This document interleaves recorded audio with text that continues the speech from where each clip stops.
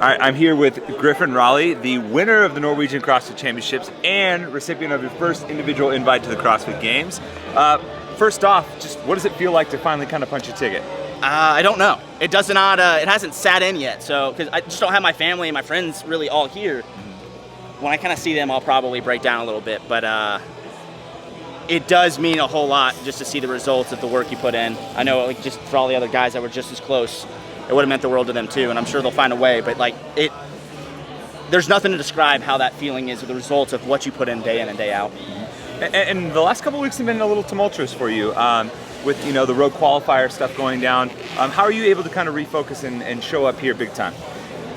One thing I was taught as a kid is no matter how far you're down and no matter how much you get beat up, you just got to keep pushing. I've played football my entire life. It doesn't matter down 60 points or not with 1 minute to go. You put everything you have into every workout, every second you have, and just keep pushing. And sometimes it turns out that way. And luckily for me, I was in last and somehow came back to first. Mm-hmm. And then so you go into the last workout, you're in the lead, but it's close.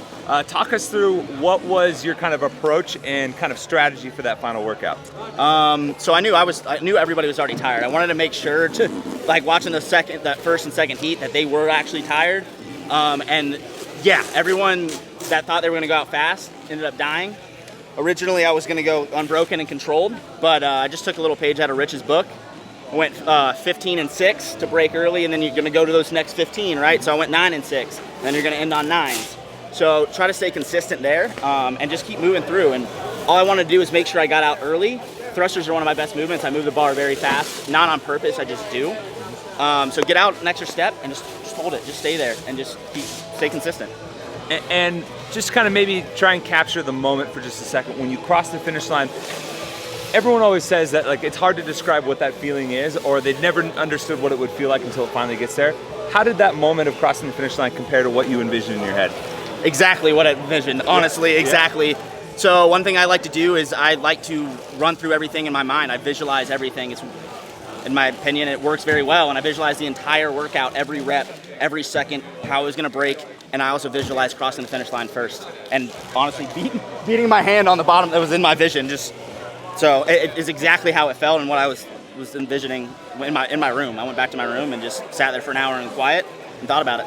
Right on. And so now you have your invite to the CrossFit Games. There's still plenty of season left. What's next for you?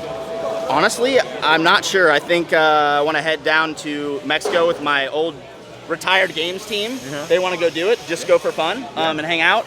But I probably won't do another sanctional unless I have a training buddy, Mark. He might want to go, and I might do an individual one with him or something. But other than that, I may be also joining some grid teams just for fun.